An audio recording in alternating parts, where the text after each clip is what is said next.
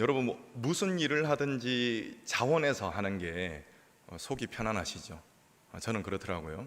근데 억지로 떠밀려서 하는 거는 그게 무엇이든지 불편합니다. 그런데 바울을 보니까 억지로 떠밀려서 하는 것이 있습니다. 그것이 바로 자랑입니다. 엄밀히 말하자면 본인의 자랑 같은 것을 하지만 자랑 같지만 자랑 아닌 자랑을 하는 겁니다. 좀 무슨 말인지 싶으시죠? 바울은 지금 자신에 대해서 좋은 점을 말하기 때문에 이것은 자랑이라고 말할 수가 있습니다. 그런데 자신의 좋은 점을 바울은 정말 말하기 싫습니다. 그래서 이런 의미에서는 자랑이라고는 말할 수가 없는 것이죠. 아무튼 바울은 자신에 대해서 좋은 점을 지금 말할 수밖에 없습니다. 그러면서 마음이 불편한 것이죠. 지난번에 말씀을 드렸던 것처럼 초자연적인 경험을 바울이 했었습니다. 그리고 그것도 이야기를 하는데 굉장히 조심스러워하죠. 다른 사람이 경험을 했던 것처럼 이야기를 하면서 고린도 성도들에게 이야기를 합니다. 자, 이것 역시 자신을 높이기 위한 목적이 아니라 이 고린도 교인들에게 자신의 말이 먹혀 들어가게 만들기 위해서 그것을 목적으로 초자연적인 경험도 이야기를 했던 것입니다.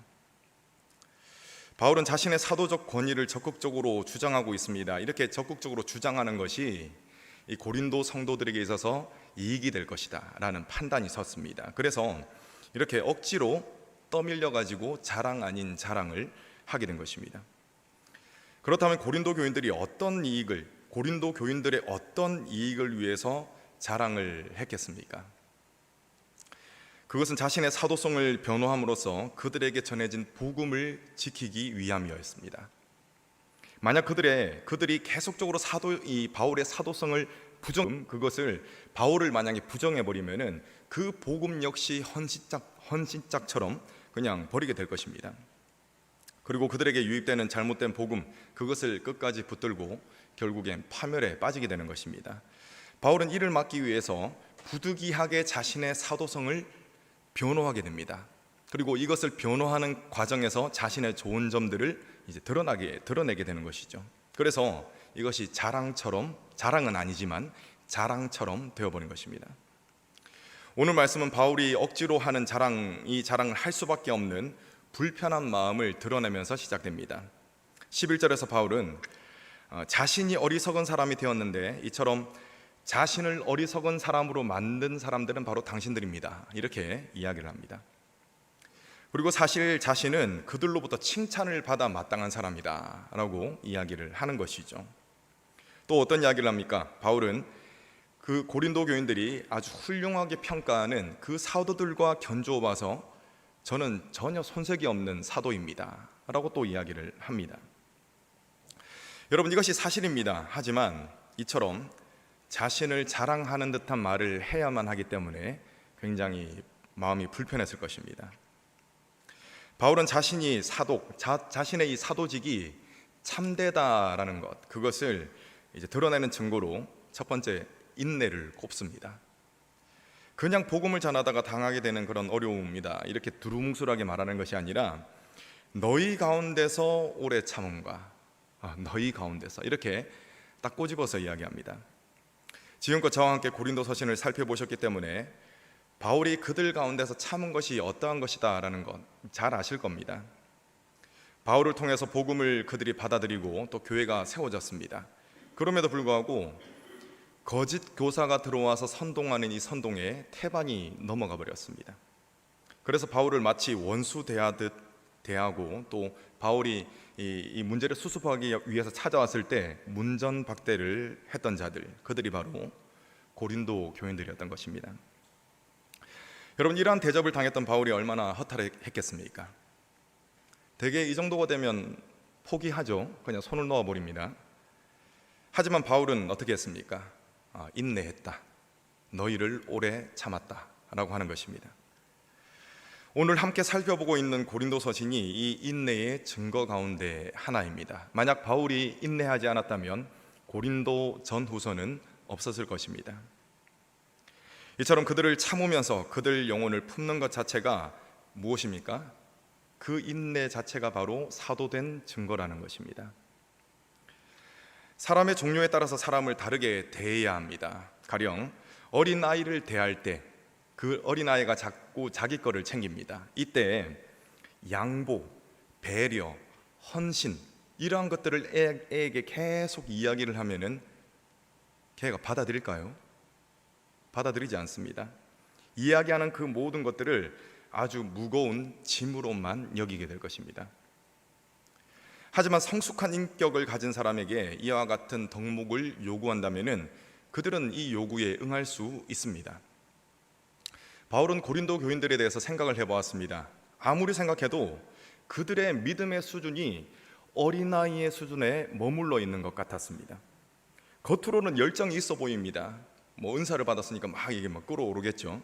그런데 아직 성숙하지 않은 것이 분명해 보였습니다. 그렇기 때문에 바울은 고린도 교인들에게 짐을 지우지는 않았습니다. 13절에서 내 자신이 너희에게 폐를 끼치지 않았다라고 했는데, 이는 고린도 교회가 바울의 생활을 책임져 주지 않았다는 것입니다.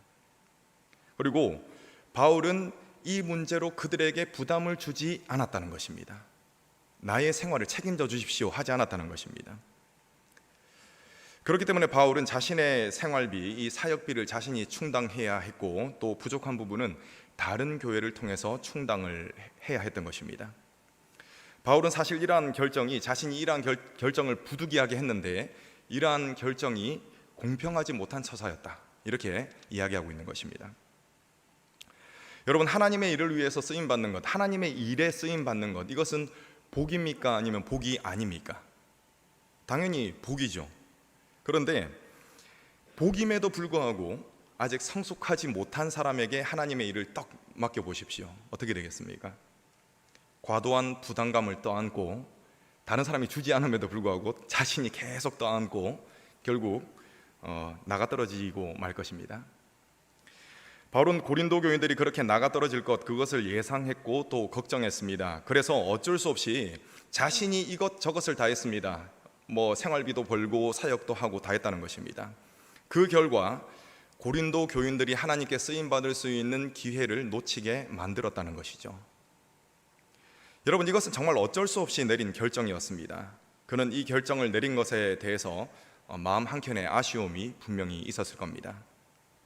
고린도 교인들에게 복을 받을 기회를 내가 주지 못했구나 라고 말입니다.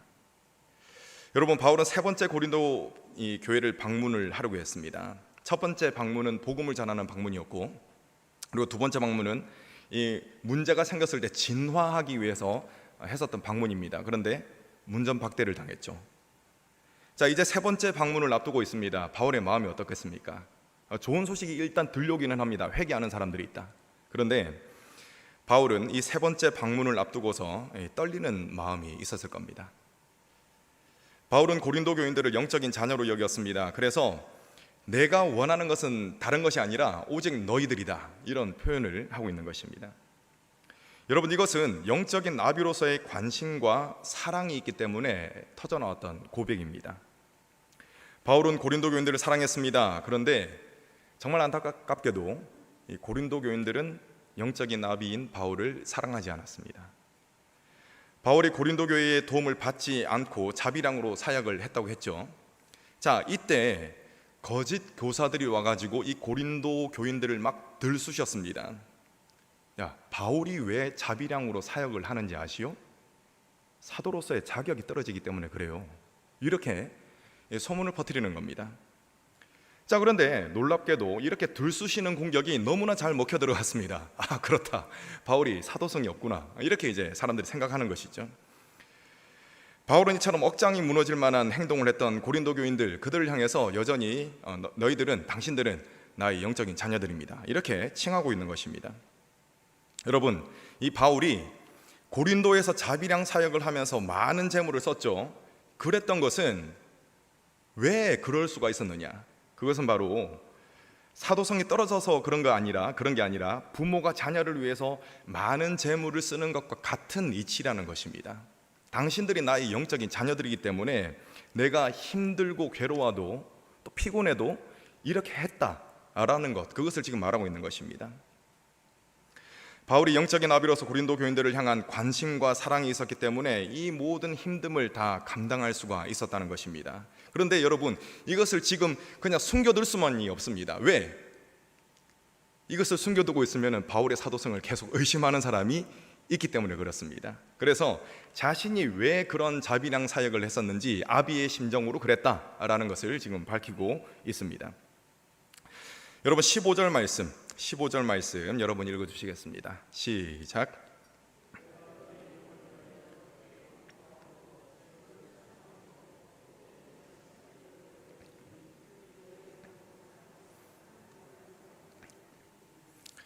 여러분 바울이 뭐라고 이야기했습니까? 그들을 위해서 재물뿐 아니라 나 자신까지도 내어주겠다라고 했습니다. 여러분 이것은 바울의 진심이었습니다.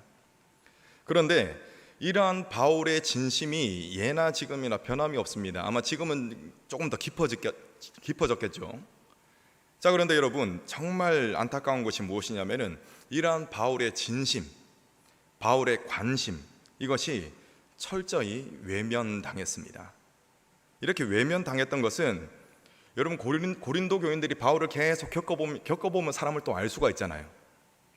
바울을 겪어보면서 아, 바울이 이런 사람이구나 라고 판단을 내리면은 그래도 억울하지는 않습니다. 그들은 이렇게 바울을 직접 겪고 바울에 대해서 어떻게 판단을 내린 것이 아니라 앞서 말씀드린 대로 거짓 교사들에 의해서 선동되었기 때문에 그 선동된 것으로 인해서 바울을 판단을 했습니다. 그렇기 때문에 그들은 어떻게 했느냐? 바울의 관심과 이 사랑을 철저하게 외면했던 것입니다.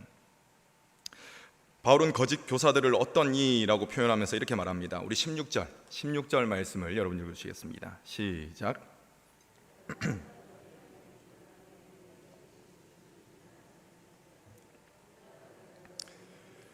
좌였다니. 여러분 여기서 말하는 어떤 이가 이 거짓 교사들입니다. 조금 전에 바울이 자비량 선교를 하는 것에 대해서 거짓 교사들이 뭐라고 말했다고 했습니까? 사도성이 떨어지니까, 자격 미달이니까 그렇게 하는 거야 라고 이렇게 선동을 했다고 그랬죠. 자, 이러한 선동에 많은 이들이 넘어갔다고 했습니다. 그런데 여러분 이러한 선동이 끝이 없습니다. 예루살렘 교회에 큰 흉년이 들었습니다. 그래서 예루살렘의 성도들이 큰 어려움에 빠지게 되었습니다. 그래서 이 예루살렘 교회를 돕는 연보를 하게 되었습니다. 그래서 많은 교회들이 이제 십시일반 모아서 도와줄 연보를 마련을 하는 것이죠. 자, 고린도 교회는 처음에는 우리가 돕자라고 열정을 보였지만 하는 척만 하는, 이 척하는 열정만 보였지 실제로 돕지는 않았습니다. 왜 그렇겠습니까? 똑같습니다. 선동됐기 때문에 그렇습니다. 거짓 교사들은 바울이 예루살렘 교회를 돕는 일에 열심을 내는 것이 무엇 때문이겠소? 이렇게 또 선동을 하는 겁니다. 자, 잘 생각해 보세요. 바울이 왜 이렇게 돈을 모으겠습니까? 자, 뭐라고 말하자면은 그 돈 중에 일부가 바울에게 들어가지 않겠습니까? 이렇게 또 선동을 하는 겁니다. 참 기가 막힐 노릇입니다. 그런데도 이 선동에 넘어가는 사람들이 또 있다는 것이죠. 그러니까 여러분, 이 고린도 교인들이 연보에 동참을 하겠습니까? 안 하겠습니까? 선동에 넘어갔으니까 이 연보에 동참을 하지 않는 것이죠. 여러분, 선동당한 사람들이 공통적으로 가지고 있는 의식이 뭐냐면은 피해 의식입니다. 고린도 교인들에도 이 피해 의식이 있었습니다. 여러분, 그들이 바울의 이 사역에 물질적인 도움을 줬다고 했습니까? 주지 않았다고 했습니까? 주지 않았습니다. 특별히 그들의 주머니에서 이 사역을 위해서 나간 것이 없습니다. 그런데 이상하게도 그들은 큰 손해를 본 것처럼 피해 의식을 가지고 있었습니다. 그리고 이 때문에 바울을 미워하고 또 바울을 공격했습니다. 자, 자비랑 선교를 향한 그때도 그것을 비밀로 이제 바울을 공격을 했죠. 피해 의식으로. 자, 그 다음에 예루살렘 교회를 돕는 연보를 할 때를 생각해 보겠습니다. 자, 예루살렘 교회를 돕자 해가지고 그들의 주머니에서 나간 게 있습니까? 없죠. 없습니다. 말만 했습니다. 시작하자. 자, 그런데 이상하게도 그들은 마치 그들의 주머니에서 많은 돈이 나간 것처럼 피해 의식을 가지고 있었습니다. 그리고 이 연복권으로 인해서 바울을 미워하고 또 바울을 공격하기 시작했습니다. 참 황당한 노릇입니다. 여러분, 우리는 지금 제3자의 입장에서 이 이야기를 바라보고 있습니다. 멀찌감치 떨어져서 이 이야기를 듣고 있음에도 불구하고 어떤 마음이 드십니까? 마치 고구마를 서너 개 먹었는데 물을 안 먹은 것 같이 답답한 마음, 이런 마음이 있으실 겁니다. 자, 그렇다면 여러분, 당사자인 바울이 느꼈을 답답함은 어떠했겠습니까? 바울에게는 아주 심각한 그런 답답함이 있었을 것입니다. 바울에게는 이 답답한 마음, 눌림이 있었다는 것입니다. 바울이 이전에 눈물의 편지를 보냈습니다. 이 눈물의 편지를 보고 회개를 했던 교인들도 있겠지만 아직 거짓 교사들 편에 붙어서 바울을 여전히 적대하는 사람들이 있었다는 것입니다. 그리고 그들의 존재 자체는 바울에게 아주 큰 눌림을 줬습니다. 자, 19절 말씀 여러분 읽어주시겠습니다. 19절 시작. 네, 여기까지 읽으시겠습니다. 너희는 아직 우리가 자기 변명을 하는 줄로 생각하는구나. 아직 바울에 대해서, 바울의 이 사역팀에 대해서 오해하는 사람들이 있다는 겁니다. 여러분, 이들은 어떤 사람들로 보입니까? 도무지 변하지 않을 것 같은 그런 사람들입니다. 이들은 바울에게 있어서 아주 큰 눌림으로 다가왔을 것입니다. 여러분, 물론 이 눌림은 그들을 향한 사랑과 관심이 있기 때문에 생기는 그러한 눌림이었습니다. 바울은 이러한 눌림 속에서 자신과 자신의 동력자를 변호합니다. 나도 이익을 취한 것이 없고 나의 동력자들도 사사로이 이익을 취한 것이 없습니다 라고 이 구차한 듯이 보이는 변명을 하게 되는 것입니다. 여러분, 바울은 무엇을 말하냐? 오직 그들의 영혼을 위해서 사역하고 있다라는 것, 그것을 힘주어서 말하고 있습니다. 자, 2장 19절 뒷부분 제가 읽어드리겠습니다. 우리는 그리스도 안에서 하나님 앞에 말하노라. 사랑하는 자들아, 이 모든 것은 너희의 덕을 세우기 위함이니라. 아멘. 지금 계속 말을 했죠, 그죠? 구차한 변명 같은 말을 했습니다. 그런데 이 이야기를 한 목적이 뭐라고 했습니까? 너희의 덕을 세우기 위함이다 라고 했습니다. 여러분, 덕을 위한다는 것은, 덕을 세운다는 것은 그들의 성숙을 위한다는 것입니다. 그들이 지금 계속 어린아이의 위치에 머물러 있습니다. 거기서 막 뭉개고 있는 거예요. 그런데 바울이 막 예가 탑니다. 당신들 제발 성장했으면 좋겠습니다. 그 성장을 목적으로, 이 성숙을 목적으로 제가 지금 이런 말을 하고 있는 겁니다 라는 것, 그것을 이야기하는 것이죠. 여러분, 바울은 지속적으로 고린도 교인들의 성숙을 바라고 있습니다. 그리고 그들의 성숙을 돕고 있습니다. 하지만 고린도 교인들을 향한 이 바울의 마음이 깔끔하지는 않습니다. 왜냐하면 그들 중 일부가 여전히 바울의 마음을 불안하게 만들기 때문에 그렇습니다. 바울의 불안한 마음이 20절과 21절 말씀에 잘 드러나 있습니다. 우리 20절, 21절 읽겠습니다. 20절 시작.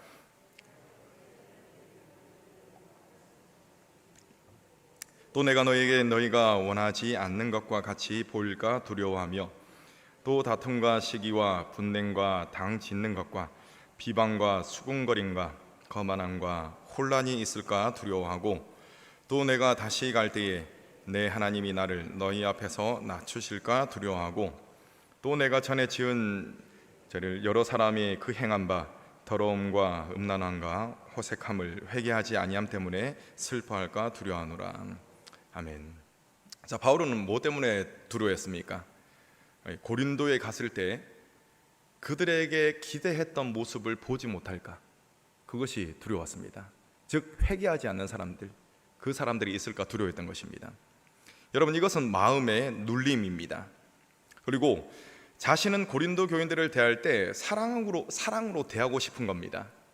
그런데 여러분, 여전히 바울을 대적하는 사람이 있다면은 그들을 도대체 어떻게 해야 되겠습니까? 끝까지 뭐 수염을 잡아당겨도 이 손주가 수염을 막 쥐어 뽑아도 허허 하는 할아버지처럼 바울이 그렇게 가만히 있어야 되겠습니까? 그렇게 하면 안 됩니다. 그렇게 만약에 손주가 버릇없이 할 때 그것을 그냥 허허하고 있으면은 그 손주도 버리게 되는 것이고 본인도 안 좋아지는 것입니다. 이것도 마찬가지인 것이죠. 교인들을 무조건 사랑으로 그렇게 할 수가 없는 것입니다. 그래서 그들을 강하게 치료할 수밖에 없는 것입니다. 그런데 여러분, 대개 사람들은 어떤 바람이 있냐면은 이 사람이 나를 부드럽게 대해줬으면 좋겠다라는 그런 바람이 있습니다. 특별히 어떤 지도자가 있으면 그 지도자로부터 부드럽게 이렇게 뭐라고 해야 되나요? 부드러운 관계를 맺기를 원합니다. 부드럽게 자신을 대해줬으면 좋겠다라는 바람이 있다는 것입니다. 그런데 이 고린도 교인들 중 일부가 끝까지 잘못된 길로 가겠다며 우긴다면은 바울은 그들을 부드럽게 대하려야 부드럽게 대할 수가 없습니다. 자, 이것이 무엇이냐면은 20절에 내가 너희에게 너희가 원하지 않는 것과 같이 보일까 두려워한다는 말의 뜻입니다. 자, 조금 어려우시니까 제가 쉽게 설명드리겠습니다. 다시 말해서 내가 당신들을 잘해주고 싶은데, 잘 대해주고 싶은데 어쩔 수 없이 잘 대해주지 못하고 당신들을 책망할까 두렵다라는 겁니다. 여러분, 이것 역시 마음의 눌림입니다. 바울은 자신에게 이러한 눌림이 있다는 것을 가감없이 표현하고 있습니다.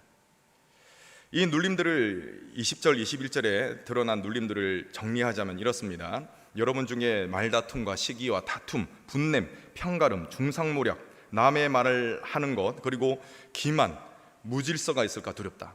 또 당신들이 여전히 나를 대적할까 두렵다. 전에 죄에 빠졌던 사람들이 자기들이 행한 더럽고 음란하고 방탕한 생활에 대해 회개하지 않는 것을 내가 보고 슬퍼할까 봐 두렵다. 이렇게 이야기합니다. 여러분, 굉장히 자세하게 적었죠.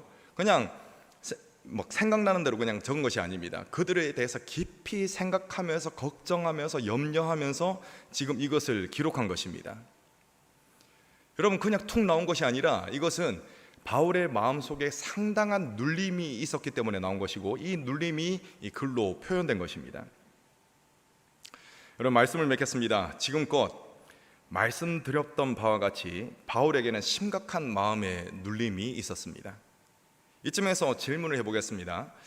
여러분, 만약 바울에게 이 마음의 눌림이 없었다면 그들의 성숙을 위한 조언을 할 수가 있었겠습니까? 없었겠습니까? 없었겠죠. 본인이 편하고자만 한다면 그냥 가만히 있으면 됩니다. 그냥 적을 안 만들면 되는 거예요. 마음에 그들을 향한 눌림이 생길 때마다 사탄아 물러거라, 나의 마음의 평안함을 해치는 사탄아 물러거라 이러면서 본인 마음의 평안함만을 추구했다면 편한 겁니다. 본인은 편안합니다. 그런데 그러한 성숙을 위한 조언은 하지 않을 겁니다. 그들을 향한 관심을 그냥 꺼버리면 그만입니다. 그런데 어떻게 합니까, 여러분? 바울에게는 고린도 교인들을 향한 관심과 사랑, 그것도 지속적인 관심과 사랑이 있었던 것입니다. 그리고 이것은 어김없이 지속적인 마음의 눌림으로 이어졌습니다. 부담감, 답답함, 이것으로 이어졌다는 것입니다. 여러분, 복음성 가운데 이런 가사가 있습니다. 마음 편안하게 살게 하소서 하나님, 이런 가사가 있어요. 마음 편안하게, 모두의 바람일 겁니다. 그런데 여러분, 내가 진짜 주님의 일을 한다면 마음이 편안할 수만은 없습니다. 반드시 뭐가 있다는 것입니까? 마음에 눌림이 생긴다는 것입니다. 사역을 하는 많은 사람들도 이 편안한 마음을 가지기를 바랍니다. 저 역시 마찬가지입니다. 그런데 오늘 말씀이 무엇을 증거합니까? 그런 바람이 헛된 바람이다. 눌림이 있을 수밖에 없다. 불편함, 답답함 있을 수밖에 없다는 것, 그것을 오늘 말씀이 보여주고 있습니다. 여러분 가운데 여러 가지 직분을 맡은 분들이 있을 겁니다. 가지 많은 나무에 바람 잘 날이 없다라는 그런 말이 있죠. 그 말이 꼭 많은 것들을 맡은 분들에게 해당되는 말 같기도 합니다. 여러분, 많은 직분을 가진 사람, 많은 역할을 감당하는 사람, 그 사람의 마음은 항상 평온할까요? 그렇지 않습니다. 절대 평온하지 않습니다. 물론 성령께서 강하게 위로하실 때 그때 위로를 받겠죠. 그런데 많은 경우에는 무엇이 있습니까? 마음에 눌림이 있습니다. 답답함이 있다는 것이죠. 제가 오늘 말씀의 근거에서 분명히 말씀드릴 수 있습니다. 여러분, 하나님의 일을 하는 사람은 마음에 눌림이 있는 것이 정상입니다. 그것이 제대로 역할을 감당하고 있는 거예요. 예를 들어 보겠습니다.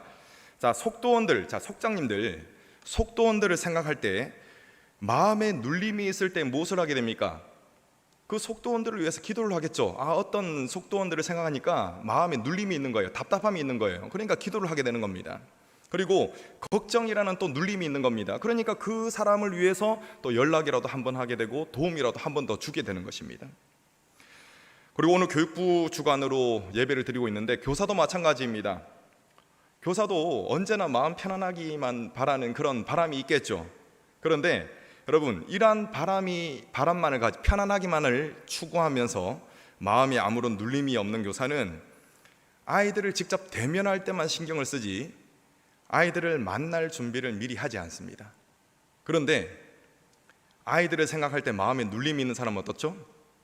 신방을 하겠죠. 전화나 문자나 카톡 이런 신방을 하겠죠. 그리고 그날에 가르쳐줄 공과에 대해서 당장 책을 펴고 어떻게 하지 하면서 이렇게 가르치시는 것이 아니라 미리 몇 번이라도 읽어보겠죠. 왜? 마음에 눌림이 있으니까, 부담감이 있으니까 그렇게 한다는 것입니다. 미리 준비하는 것이죠. 그러니까 진짜 교사가 될 수가 있다는 것입니다. 성경을 한 번이라도 더 볼 수 있으니까. 제가 시간상 이 속장과 교사에 대한 이야기만 드렸는데 모든 것이 마찬가지입니다. 모든 직분이 마찬가지예요. 여러분, 눌림이 있는 것이 정상이라고 했습니까? 비정상이라고 했습니까? 정상입니다. 눌림이 있어야 정상입니다. 그리고 여러분, 이 눌림은 무엇이 있기 때문에 생기는 것입니까? 관심과 사랑, 그것이 있기 때문에 이 눌림이 생기는 것입니다. 여러분, 바울은 이 눌림을 가지고 무엇을 하고 있습니까? 고린도 교인들을 만날 준비를 하고 있는 것입니다. 이 눌림을 가지고. 여러분, 하나님께서는 우리를 향한 지극한 관심과 사랑을 가지고 계셨습니다. 그런데 죄악에 빠져나오지 못하는 그런 우리들의 모습, 그 모습을 하나님께서 바라보셨습니다. 그리고 하나님의 마음에는 아주 큰 눌림이 생겼습니다. 자, 큰 눌림을 당하신 하나님께서는 독생자 예수 그리스도를 이 땅에 보내주셔서 모든 죄의 문제를 해결해 주신 것입니다. 우리 하나님, 예수 그리스도의 모습을 통해서도 이 눌림이 있는 것이 정상이다라는 것을 알 수가 있습니다. 여러분, 여러분들의 마음속에는 이러한 눌림이 있습니까? 그러한 눌림이 타인의 영혼에 대한 관심과 사랑에서 비롯된 그러한 눌림이기를 바랍니다. 또 그 눌림이 씨앗이 되어서 많은 사람들의 영적 성숙이라는 아름다운 열매를 맺기를 간절히 축원합니다. 아멘. 기도하겠습니다.